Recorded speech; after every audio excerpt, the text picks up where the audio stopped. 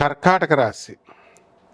ఈ గురుగ్రహము కర్కాటక రాశి వారందరికీ కూడా 18 నెలల విరామం తర్వాత మీనరాశి నుంచి కుంభరాశిలోకి మారాడు. కుంభరాశిలోకి మారినటువంటి ఈ యొక్క రాహు అత్యంత ప్రమాదకారి అవుతాడు ఈ యొక్క కర్కాటక రాశి వారికి. అదేవిధంగా అష్టమ స్థానంలో ఉన్నటువంటి ఆ యొక్క రాహువు అనేకమైనటువంటి సమస్యలను మీకు కలిగిస్తాడు. మానసికమైనటువంటి ఆందోళనను మీకు ఇస్తాడు. ముఖ్యంగా మీకు నిలాప నిందలు మీ పైన వేస్తాడు.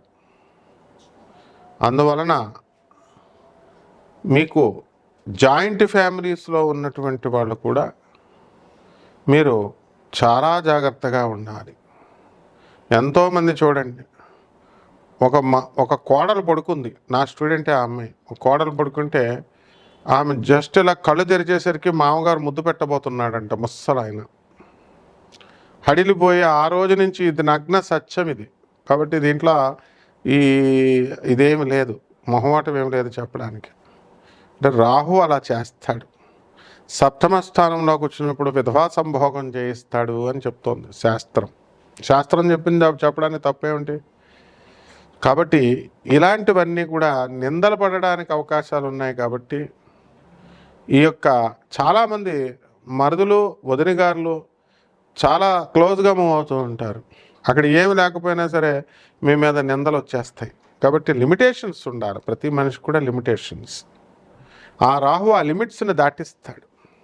సంపాదన అనేటటువంటిది కూడా లిమిట్స్ని దాటించి పెంచుతాడు. ఆ తర్వాత పట్టిస్తాడు. ఎవరి యొక్క స్థాయిలను బట్టి మీకు లక్షల్లో ఆదాయము, కోట్లలో లాభాలు తీసుకెళ్ళిపోతాడు. దొంగ బిజినెస్లు బాగా పరిచయం చేస్తాడు. ఇప్పుడు ఎంతోమంది మనము చూసాము. ఎవరికి తీర్పులిచ్చేటటువంటి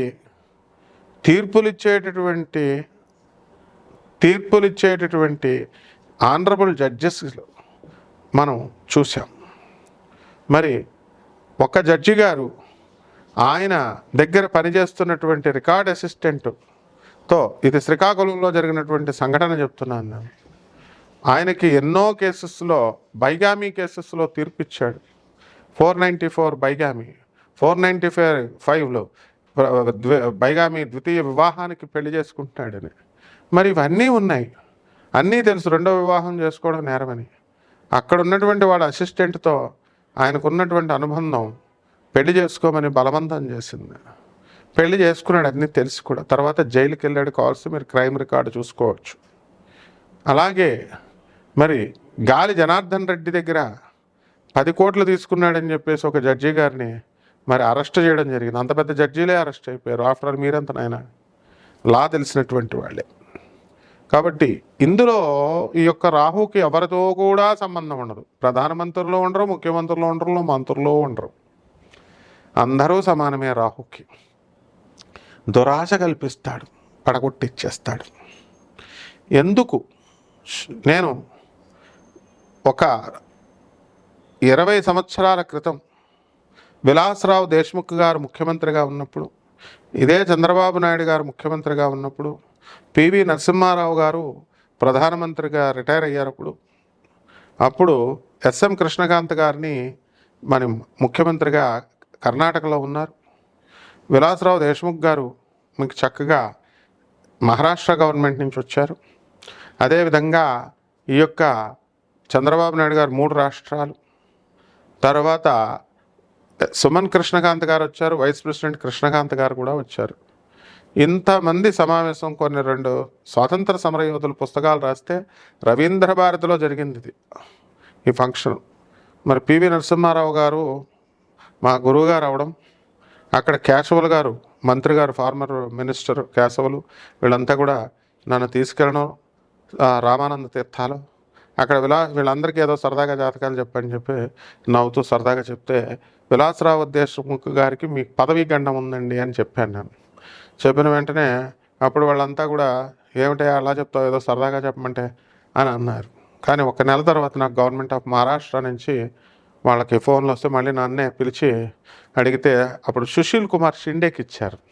అది రాహువు చేశాడనమాట. అది రాహువుని బట్టి ట్రేస్ అవుట్ చేసాం. వాళ్ళు విలాసరావు దేశ్ముఖ్ గారు బొంబాయిలో అనేకమైనటువంటి కాస్ట్లీ అపార్ట్మెంట్స్ కట్టడం, విల్లాసు అవన్నీ కూడా మన తెలుగు హీరోలు కూడా కొనుక్కున్నారు, మన వాళ్ళు ప్రముఖులు కూడా. అక్కడ వాళ్ళు కొనడం, తక్కువ రేటుకు కొన్నారని కేసు అవ్వడం. ఇదే ఆర్జీవి గారు సినిమా తీస్తారని వాళ్ళ పిల్లోడిని వాళ్ళంతా తిరగడం. ఇదంతా ఏవేవో రాహు కన్ఫ్యూజన్లో పెట్టి మొత్తానికి విలాసరావు దేశ్ముఖ్ గారి పదవి పోయింది. అప్పుడు నన్ను అడిగితే, గురువుగారు మళ్ళీ మీకు సెంట్రల్ మినిస్టర్ పోస్ట్ వస్తుందని చెప్పాము. సెంట్రల్ మినిస్టర్ పోస్ట్ వచ్చిన తర్వాత అంటే ఈ విధంగా జరుగుద్ది నాయన రాహు. కాబట్టి సామాన్య మనుషులు చాలా జాగ్రత్తగా ఉండాల్సినటువంటి అవసరం ఉందన్నమాట. ఈ కర్కాటక రాశి వాళ్ళందరూ కూడా చదువుల్లో బాగా చదవండి. ఆదాయ వ్యయాలు బాగున్నాయి, ఆదాయాలు బాగా సంపాదిస్తారు, ఖర్చులు బాగా ఖర్చు పెడతారు. అనేకమైనటువంటి ఆరోగ్య సమస్యలు మీకు వస్తాయి. ఆడవాళ్ళు మెన్స్ట్రల్ సైకిల్ ఇలాంటివన్నీ కూడా మీకు రావడం అనేటటువంటిది లేటుగా రావడం జరుగుతుంది.